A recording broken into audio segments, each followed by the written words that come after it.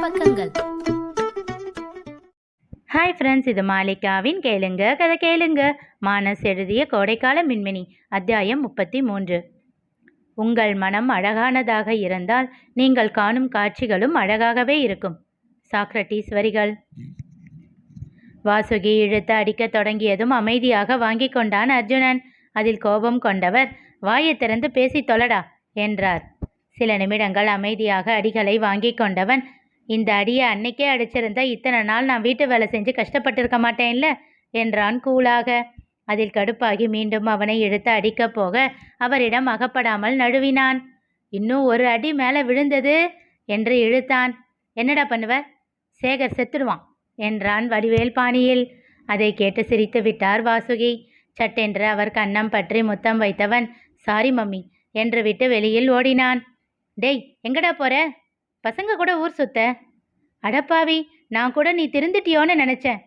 தமிழில் எனக்கு பிடிக்காத ஒரே வார்த்தை திருந்துறது. பைக்கை வெளியில் எடுக்க அந்த உயரம் குறைந்த காம்பவுண்ட் சுவற்றின் சிறிய கேட்டை திறந்தபடியே கூறியவன் திகைத்தான்.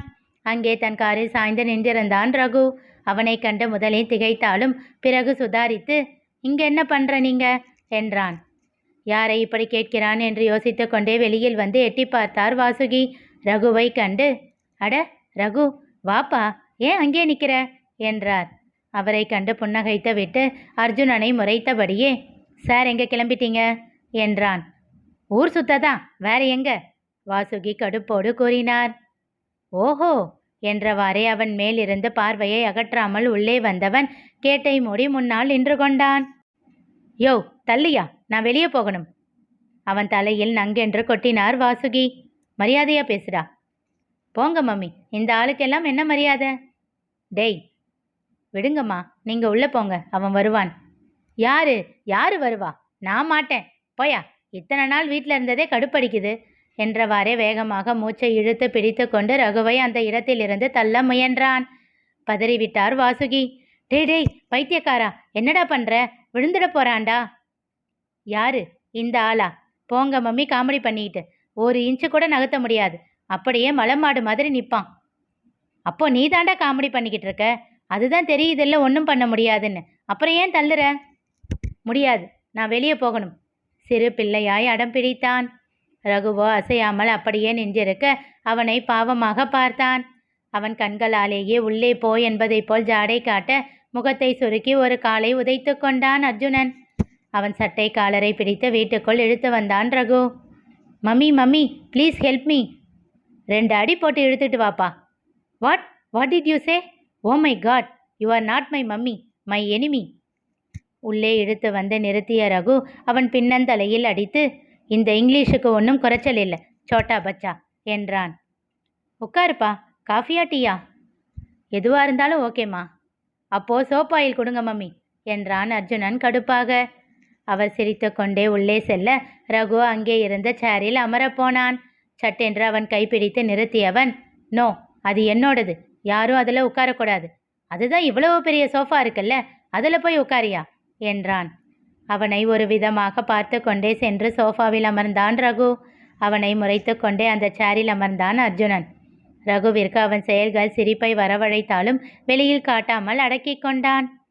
காஃபியும் ஒரு தட்டில் மிக்சரும் பால்கோவாவும் வைத்து அவன் முன் இருந்த டீப்பாயின் மேல் வைத்தார் வாசுகி. எடுத்துக்கோப்பா. எழுந்து அப்படியே தன் சேரையும் கையில் தூக்கி கொண்டே டீப்பாயின் அருகில் வந்து அமர்ந்தான் அர்ஜுனன். மம்மி, போன மாதம் வாங்கின பால்கோவா தானே இது? நான் கூட கெட்டு போச்சுன்னு எடுத்து குப்பையில் போட சொன்னனே, அதுதான் இங்கே வச்சிருக்கீங்களா? சீரியஸாக அதனை ஆராய்ந்தவாறு கேட்டவனை இதழோரம் புன்னகையோடு பார்த்து கொண்டே காஃபியை பருகினான் ரகு. அடுத்து மிக்சரில் இருந்த முந்திரியை தேடி எடுத்து வாயில் போட ஆரம்பித்தான் அர்ஜுனன். டேய் அதை விடுடா, உள்ளே இருந்து எடுத்துக்கோ. எனக்கு இதுதான் வேணும் மும்முரமாக இன்னும் ஆராய்ந்து கொண்டே கூறினான். அவர் ரகுவை பார்க்க அவன் பார்வையை கண்டு திகைத்தார். என்ன பார்வை இது? ஏதோ குழந்தையை பார்ப்பது போல். மீராவும் இப்படித்தானே இவனை பார்ப்பாள். அவர் கண்கள் கலங்கின. தன் பாக்கெட்டில் இருந்து ஒரு கவரை எடுத்தான் ரகு. இந்தா என்று அவனிடம் நீட்டினான். என்ன இது என்றவாறே வாங்கி பிரித்து படித்தான். எதுக்கு இது என்பதை போல் கேள்வியாக பார்த்தான். பார்ட் டைம் ஜாப்புக்கான இன்டர்வியூ லெட்டர். 3 வருஷம் என்ஜாய் பண்ணது போகணும். இந்த 2 வருஷம் உன்னோட ஃப்யூச்சருக்காக பிளான் பண்ணு. ரொம்ப கஷ்டமாலாம் இருக்காது, சிம்பிள் ஜாப் தான். இந்த கம்பெனி என்னோட கிளையண்ட்டு தான். சும்மா ஒரு ஃபார்மாலிட்டிக்காகத்தான் இந்த இன்டர்வியூ. ஜாலியாக போயிட்டு வா. உன் மம்மியோட முந்தானைக்குள்ளேயே இருந்தால் உலகம் தெரிஞ்சிடுமா? அவன் பதில் எதுவும் சொல்லவில்லை. தன் ஃபோனை எடுத்தவன் கூகுளில் அந்த கம்பெனியின் பெயரை போட்டு அந்த கம்பெனியை பற்றி ஆராயத் தொடங்க அதனை மகிழ்ச்சியோடு பார்த்தார் வாசுகி.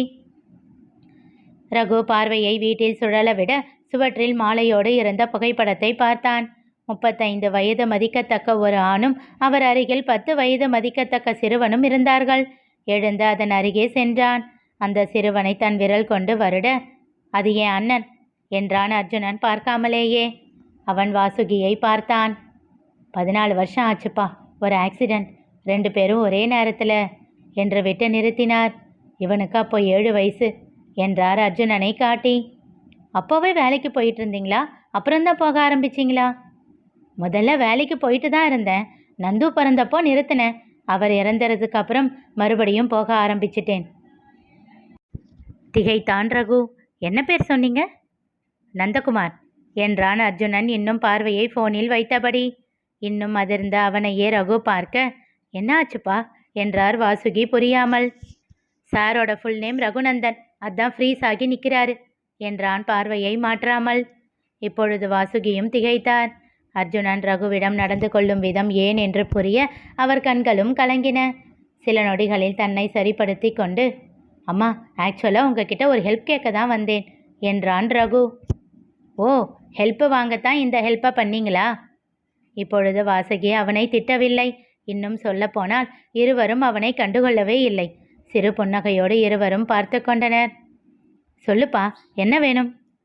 உங்கள் ஹாஸ்பிட்டலுக்கு மும்பையிலிருந்து ஸ்பெஷல் டாக்டர் ஒருத்தர் டாக்டர் சந்திரேஷ்னு வராருல்ல? ஆமாம். உங்கள் ஹாஸ்பிட்டலில் ஒர்க் பண்ணுறவங்களோட ரிலேஷன்னா கொஞ்சம் டிஸ்கவுண்ட் கிடைக்கும்ல, அதை எனக்கு நீங்கள் செஞ்சு கொடுக்க முடியுமா? அதுக்கு என்னப்பா, கண்டிப்பாக செய்கிறேன். பட் யாருக்கு அது? அவர் ஆட்டிசம் குழந்தைங்களுக்கு ட்ரீட்மெண்ட் பண்ணுறவராச்சே. உங்கள் பிருந்தாவனத்தில் யாருக்காச்சும் பார்க்கணுமா? ஆர்ஃபனேஜுக்குன்னு தனி ட்ரஸ்ட் பெனிஃபிட் இருக்குது, அது மூலமாக போகலாமே, இன்னும் சார்ஜஸ் கம்மியாகும். இல்லைம்மா, இது வேற ஒருத்தங்க.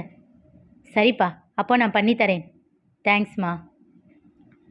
இரவு ரகு வீட்டிற்கு வரும்போது திவாகர் அவனுக்காக வெளியில் காத்து கொண்டு இருந்தான். என்ன வர சொல்லிட்டு நீ எங்கடா சுற்றிட்டு வர? எனக்கு என்ன உன்ன மாதிரி 10 to 5 ஜாபா? ஏண்டா சொல்ல மாட்ட? சாவியும் பொண்டாட்டிக்கிட்ட கேட்டு வாங்கிக்க வேண்டியது தானே. நீ வேற ஏண்டா? ஏன் சலிச்சுக்கிற? அவளே காலையில் ஊருக்கு போயிட்டு வந்ததுலேருந்து எனக்கு ஃபோன் பண்ணி புலம்பிக்கிட்டே இருக்கா. முதல்ல ஃபோன் பண்ணி அவள் அப்பா உன்னை அடித்ததுக்கு புலம்புனா. அப்புறம் கொஞ்ச நேரம் கழித்து, பாவம் இல்லை அப்பா, 4 வருஷமாக ரொம்ப பயந்துருப்பார் இல்லைன்னா. திரும்பவும் கொஞ்ச நேரம் கழித்து, இவர் என்னவோ நான் ஆசைப்பட்டதெல்லாம் பண்ண மாதிரி என் மேலே கோபப்படுறாருன்னா. திரும்பவும் ஃபோன் பண்ணி, எனக்கு தேவையானதெல்லாம் பார்த்து பார்த்து வாங்கி தருவார். ஐயையோ, இது இல்லையேன்னு அத்தியாவசிய தேவைக்கு யோசித்ததே இல்லை. மாதம் நாப்கின் கூட நான் கேட்காமலே வாங்கிட்டு வந்து கொடுத்துருவாருன்னு புலம்புறா. என்ன தாண்டா பண்ண சொல்கிற? அவளுக்கு ஏன் இன்னைக்கு லீவு கொடுத்த? அதனால தான் சும்மா ஹாஸ்டலில் உட்காந்துட்டு இப்படி மாற்றி மாற்றி யோசிச்சுக்கிட்டு இருக்கா. லீவு கொடுத்ததுனால தானே யோசிக்கிறா. எதுக்கு யோசிக்கணும்? புரியாமல் கேட்டான் திவாகர். அதை விடு, நீ என்ன அவளை சமாதானம் பண்ண? இதுக்கு ஒரே வழி, நீ உங்கள் அப்பா கிட்ட பேசுறது தான். என்ன இருந்தாலும் நீ பண்ணது தப்பு, ஒரு தடவை சாரி கேளு, எல்லாம் சரியாகிடும்னு சொல்லி வச்சிருக்கேன். பதிலே சொல்லலை. அந்த பிசாசு பேசிச்சா என்னன்னு கூட தெரியல. புன்னகைத்தான் ரகு. அப்போது திவாவின் செல்போன் ஒலிக்க, அவளாதான் இருக்கும், அவள் அப்பா கிட்ட பேசியிருப்பா என்றான் ரகு. அவன் சொன்னது உண்மை என்பது போல் சுந்தரிதான் அவனை அழைத்திருந்தாள். அதை கண்டதும் முடிவு செய்து கொண்டான், ரகு சொன்னதுதான் நடந்திருக்கும் என்று. அவளிடம் பேசிவிட்டு ரகுவிடம் வந்தான். என்னடா சொன்னா? அதான் சொல்லிட்டியே. ஆமாம், அவள் அப்பா ஏதாச்சும் உன்கிட்ட பேசினாரா? மன்னிப்பு கேட்டாரா? இல்லடா. சொல்லிக்கொண்டே தான் கொண்டு வந்திருந்த பையில் இருந்து எதையோ வெளியில் எடுத்து பார்த்து கொண்டிருந்தான் ரகு. என்னடா அது? அவனிடம் நீட்டினான். வாங்கி பார்த்தவன் திகைத்தான். என்னடா, ரெஜிஸ்டர் மேரேஜுக்கு எல்லாம் ரெடி பண்ணியிருக்க? அதுவும் 10ஆம் தேதி? 13ஆம் தேதி தானடா எங்களுக்கு கல்யாணம்னு சொன்னேன். தாலி கட்டி கல்யாணம் பண்ணுறது 13ஆம் தேதி தான். ஆனால் அதுக்கு முன்னாடியே உங்கள் கல்யாணத்தை ரெஜிஸ்டர் மட்டும் பண்ணணும். 10ஆம் தேதி தான் நாள் நல்லா இருக்குன்னு ஜோசியர் சொன்னார். அதான் அன்னைக்கே எல்லா லீகல் ஃபார்மாலிட்டிஸும் ரெடி பண்ணிட்டேன். ஓ. அந்த பையிலிருந்து இன்னொரு கவர் எடுத்தான். இன்விடேஷன் ப்ரூஃப் பாரு, ஓகேனா நாளைக்கு நைட்டே ரெடி ஆகி வந்துடும். பார்த்தவன் மீண்டும் திகைத்தான். என்னடா 13th evening 6 o'clock wedding reception அது மட்டும்தான் போட்டிருக்கு. அப்போ கல்யாணம்? அதற்கு அவன் கூறிய பதிலில் பெரியதாக அதிர்ந்து எழுந்து நின்று விட்டான் திவாகர். ரகு கூறியது என்ன தெரிந்து கொள்ள தொடர்ந்து கேளுங்க, கதை கேளுங்க. மீண்டும் சந்திப்போம்.